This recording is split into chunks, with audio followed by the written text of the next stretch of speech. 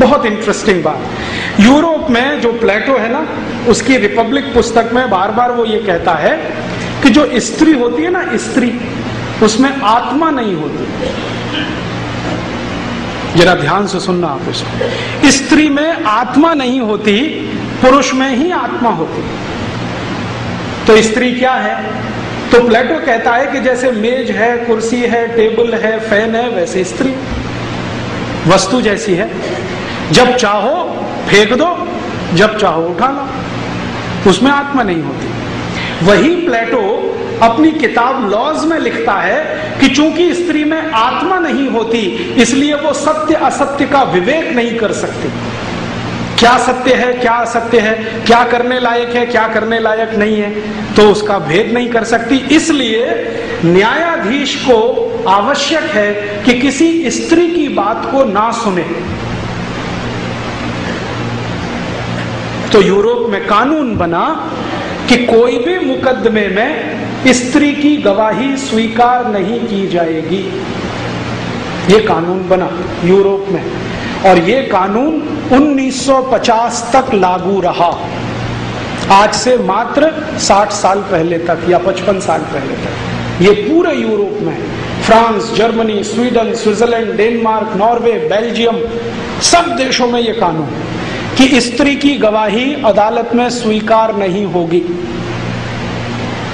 1950 में आके इस पे बवाल हुआ, क्योंकि वो कहते हैं ना स्त्री में आत्मा नहीं है। तो स्त्री में आत्मा नहीं है तो फिर यहां से बहुत कुछ शुरू हो जाता है। तो स्त्री संपत्ति की अधिकारी नहीं है, स्त्री फैसले लेने की अधिकारी नहीं है, स्त्री घर में वस्तु के जैसी है, सजावट के लिए रखो, जब खराब लगे तो बदल दो।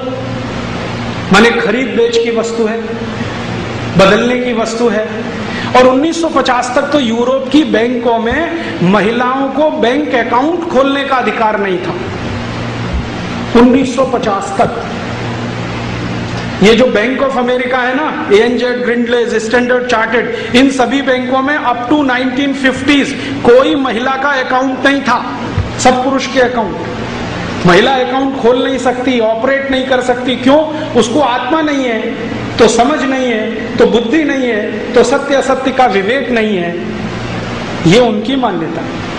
तो न्याय व्यवस्था में, कानून व्यवस्था में, शिक्षा व्यवस्था में, पारिवारिक व्यवस्था में स्त्री हमेशा वहां नीचे नीचे और नीचे रही।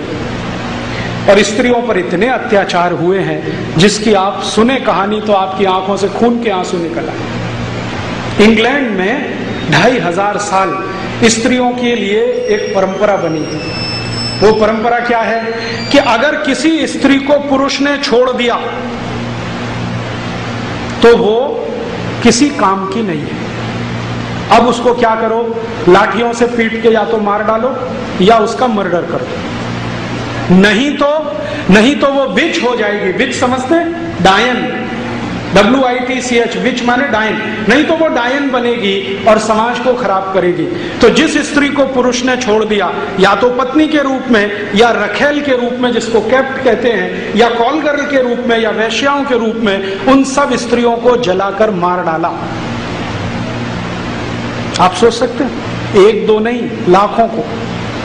और यूरोप की इतिहास की किताबें भरी पड़ी हैं, कितने स्त्रियों को किस देश ने जलाया, किस साल में। इंग्लैंड में कितनी जलाई गई, स्कॉटलैंड में कितनी जलाई गई, न्यू साउथ वेल्स में कितनी जलाई गई, फ्रांस में कितनी जली, बेल्जियम में कितनी, जर्मनी में कितनी। फिर इन सब स्त्रियों ने इकट्ठा होके एक अभियान शुरू किया और उसका नाम है वीमेन्स लिबरलाइजेशन, स्त्री मुक्ति।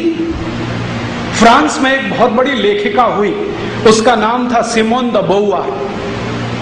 बहुत बड़ी लेखिका है, फिलोसोफर है। फ्रांस का एक बहुत बड़ा फिलोसोफर था जियां पाल सार्त्र, जो रूसों के समकक्ष माना जाता है। तो जियां पाल सार्त्र की शिष्या थी सिमोन द बोवार। उसने एक अभियान शुरू किया फ्रांस से, जो धीरे धीरे सब यूरोप के देशों में फैला कि स्त्रियों को अधिकार दो, बैंक अकाउंट खोलने का अधिकार दो, संपत्ति का अधिकार दो। आपको सुनकर आश्चर्य होगा कि जो देश अपनों को पार्लियामेंट्री डेमोक्रेसी का जनक कहते हैं ना, उन देशों में 1400 साल स्त्रियों को वोट देने का अधिकार नहीं था, क्योंकि उसमें आत्मा नहीं है, वो सत्य असत्य को समझती नहीं। 1400 साल वोट नहीं देने दिया उनको। तो सिमोन द बोयार ने कहा कि इनको वोट देने का अधिकार मिलना चाहिए, संपत्ति का अधिकार मिलना चाहिए, इनको बराबरी मिलनी चाहिए, पुरुष के बराबर इनको माना जाना चाहिए। और ये आंदोलन वर्षों वर्षों चला, जिसमें काफी स्त्रियां मारी गई, उनको पीटा गया, अत्याचार हुए। अंत में जाकर थोड़ा सफल हुआ जब कुछ देशों ने स्त्रियों को वोट अधिकार दिया, कुछ देशों ने बैंक अकाउंट खोलने का अधिकार दिया, कुछ देशों ने उनको आगे आगे पुरुष के बराबर माना। अदालत ने उनको स्वीकार किया कि हाँ, ये भी गवाही दे सकती है, वरना तो। और थोड़े दिन तक कुछ देशों में पता है क्या चला, अदालतें क्या करती थी, एक पुरुष की गवाही 3 स्त्री के बराबर। हाँ, एक पुरुष की गवाही 3 स्त्री के बराबर।